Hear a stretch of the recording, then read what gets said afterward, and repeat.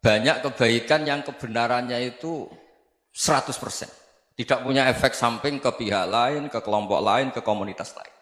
Itu tadi misalnya Anda makan, dan itu murah sekali, hanya butuh satu piring. Setiap punyaan kamu muji Allah, setiap minum kamu muji Allah. Itu redaksinya Rasulullah SAW disebut Allah sangat ridho ketika seorang hamba makan, kemudian dia memuji Allah. Atau minum, kemudian dia muji Allah. Logikanya gampang, negara seperti ini yang kamu harapkan bentuknya kayak apa, mertua, ipar, komunitas, tetangga. Itu nyata terjadi itu kan belum pasti. Sementara yang mesti terjadi adalah kamu butuh makan, kalau tidak mati. Butuh minum, kalau tidak mati. Butuh bumi yang nyaman ditempati, kalau tidak kita juga mati. Sebab itu Allah kalau menyebut nikmatnya itu hal-hal yang keseharian. Alladzi at'amahum min ju'. Allah itu siapa?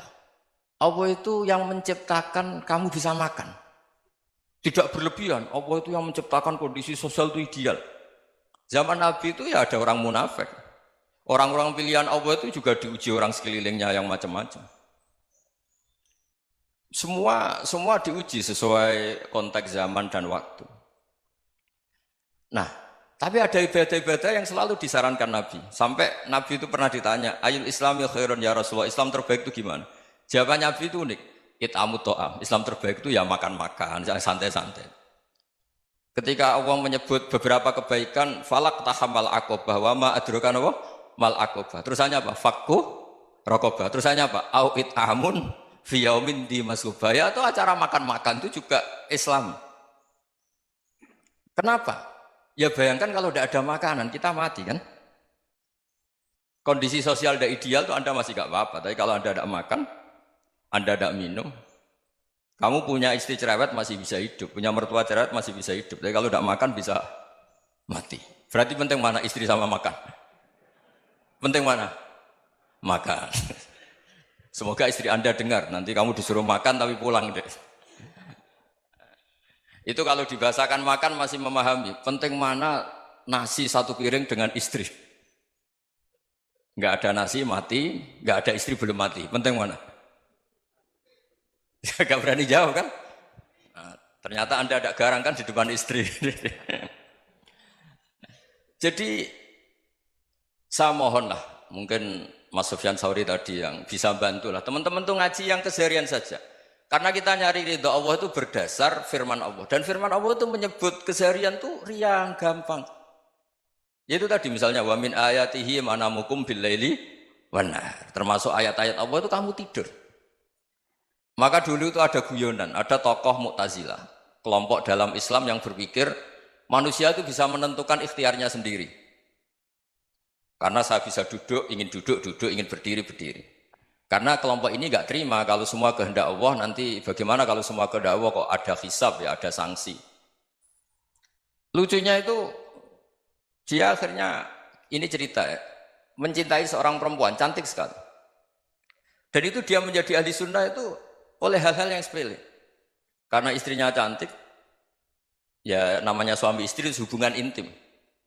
Terus ditanya, Mas, masih ingin lagi? Masih. Silahkan diulang lagi. Wah ya tidak bisa. Katanya manusia bisa menentukan yang diinginkan. Itu tobat itu. Itu nggak bisa ditobatkan Mas Sufyan Ats-Tsauri. Orang cantik yang mudah nobatkan orang itu orang cantik. Segampang itu.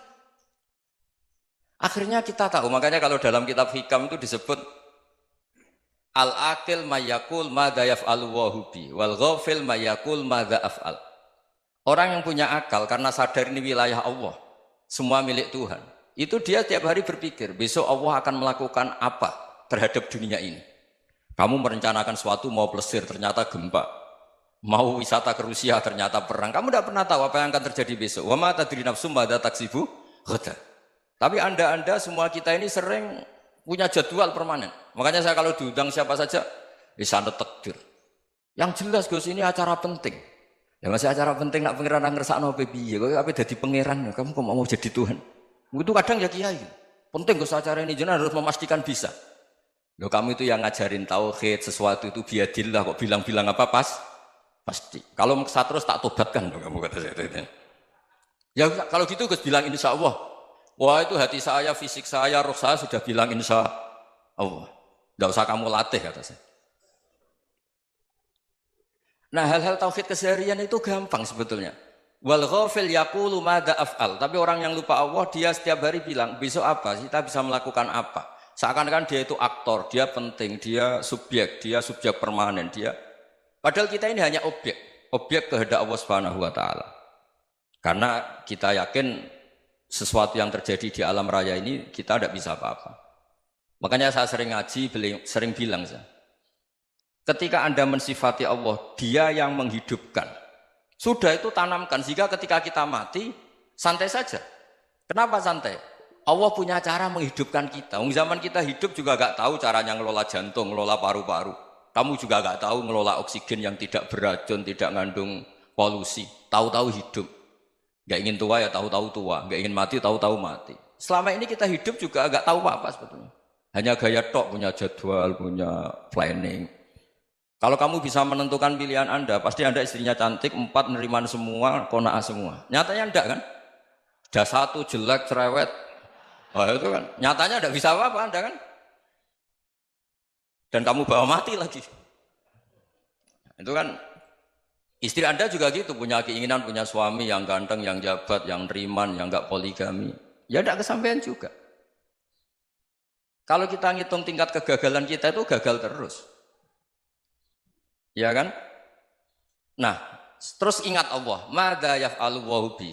Orang yang punya akal selalu berpikir Allah itu menghendaki apa terhadap saya. Lalu sama-sama orang melihat orang yang serius. Itu kata Anda itu pemikir berat, serius. Senang punya tokoh yang merengut karena kamu anggap serius. Tapi sebagian orang anggap orang yang serius itu wong merengut, wong masam, wong muka kok ditekuk. Jadi sama itu hati ya muqallibal qulub tsabbit qalbi ala dini, karena kita enggak tahu cara berpikir kita tentang orang lain, tentang sekeliling kita. Misalnya kita orang baik yang jenis ngrumat fakir miskin. Ada orang bangun masjid mewah itu janggal. Apa artinya masjid mewah kalau banyak orang kelaparan? Tapi kalau yang jenis pendidikan apa artinya masjid mewah kalau tidak bisa ngaji? Nanti yang jenis infrastruktur apa artinya ini kalau semuanya punya sudut pandang yang berbeda-beda. Dan Islam mengapresiasi semua kebaikan. Tapi katakan semua kebaikan itu adalah kehendak Allah Subhanahu wa taala. Karena apapun baik Anda itu pakai fasilitas yang diberikan oleh Allah Subhanahu wa taala. Sehingga ini yang disebut kulillah sumadarhum fi khawdihim yal'abun. Ya kembali tadi ke tema-tema bahwa keseharian Anda ini sudah Islami. Saat Anda tidak bisa melakukan apa saja. Saya sering ada jenazah, biasanya kalau tetangga meninggal saya sering disuruh ngelepas. Saya bilang orang ini baik karena sering ngelamun di rumah, sering nganggur di rumah. Ditanya sama anaknya, kenapa Gus nganggur baik? Ya kalau dia nganggur artinya juga agak berbuat sesuatu yang maksiat kan? Ya kan? Orang nganggur di rumahnya ya tidak bunuh orang, tidak maling, tidak korupsi, ya namanya nganggur di rumah. Lah cuma istri cara pandang nganggur gak menghasilkan uang gitu. Tapi juga gak menghasilkan kriminal kan? Jadi sebenarnya Islam itu makanya kalau sampai ngaji usul fikih itu ada kitab usul fikih namanya Lubul Usul, itu terkenal sekali di pesantren itu. Itu kalau ngapresiasi keseharian itu luar biasa. Izma min mubahin illa wa yatahaqququ bihi tarku haram mimma. Karena keseharian yang mubah saat Anda lakukan itu ada kehebatan yang luar biasa, yaitu meninggalkan haram. Makanya dulu banyak orang-orang alim ketemu temannya itu guyon sampai semalaman. Itu biasanya yang semangat Islam itu kiai kok udah tahajud, kiai kok udah witir. Orang yang sedang mapan uangnya banyak, malam itu udah kelayaban itu sudah luar biasa. Melawan nafsu supaya tidak maksiat itu sudah luar biasa. Supaya lupa guyon sama temannya semalaman sampai subuh. Gejolak-gejolokan kenang zaman miskin, zaman kuliah nggak jelas, zaman apa. Melihatnya jangan tarkut tahajud. Seperti ini meninggalkan tahajud, tapi meninggalnya ini talkul muharramat. Jadi kayak apa hebatnya?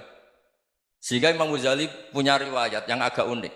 Hatta takuna ibadatu akhiri hadil ummah iku an-naum. Sehingga suatu saat ibadah terbaik umat ini itu tidur. Itu kan riwayat kontroversi. Ketika Imam Ghazali ditanya, kenapa iya? Kenapa kamu mulai keluar dari rumah itu sudah banyak maksiat? Melihat perempuan yang enggak mahram, melihat fenomena. Tapi kalau kamu tidur itu enggak melihat apa-apa. Tapi juga kamu jangan menganggap tidur itu ibadah betul. Saatnya melakukan fardu ain malah masih tidur. Tapi itu sudut pandang yang menjadikan kita Islam itu gampang. Jadi saat Anda tidak bisa aktivitas apa-apa, misalnya ada beberapa orang yang lumpuh. Lumpuh itu memang nggak bisa Jumatan, nggak bisa ibadah, tapi dia juga nggak bisa maksiat. Tidur itu memang Anda saat itu tidak bisa tahajud, tidak bisa witir, tapi saat itu ada zina, ada maling, tidak gosipkan orang, tidak bully orang, tidak menanamkan kebencian, tidak hasud. Sehingga tidur menurut Allah Ta'ala wa min ayatihi manamukum billaili apa? Wan-nahar. Karena di tidur itu selain ada unsur istirahat, jaga kestamina, juga ada unsur meninggalkan beberapa keburukan. Nah saya mohon ibadah yang keseharian ini kita jaga. Supaya kita semua baca ayat itu fasih. Fasih itu tertanam di hati. Allah itu siapa? Alladzi at'amahum min ju'i wa amanahum min khauf. Dan Allah kalau cerita di Quran itu anna sababnal ma'a sabba tsumma syaqqaqnal ardha wa syaqqa fa ambatna fiha habba wa inaba wa qadba wa zaituna wa nakhla wa hada'iqa hulba. Kamu tahu saya ini siapa kata Allah? Saya ini adalah Tuhan yang menurunkan air. Kemudian ada tanaman banyak. Habba wa inaba wa qadba, ada zaitun, ada tin, kalau orang Jawa mungkin ada tela, ada padi, ada mangga, ada pisang. Sudah. Wa inaba wa zaituna wa nakhla wa hada'iqa hulba. Ada perkebunan yang lebat.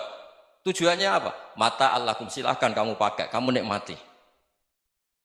Tapi karena kadang kita ini punya ide-ide besar. Tadi untuk syukur saja nunggu punya istri riman, rumah baik, tetangga baik, komunitas baik, semuanya baik baru syukur. Lama-lama nanti ada di surga, syukurnya nunggu surga paling kelas A. Itu sudah ada yang menghuni Rasulullah, kamu nggak boleh di situ. Masa untuk syukur saja? Repotnya Masya Allah. Jadi mohonlah Quran yang kalau Anda hafalkan juz sama itu kan ada ayat-ayat yang kayak tadi.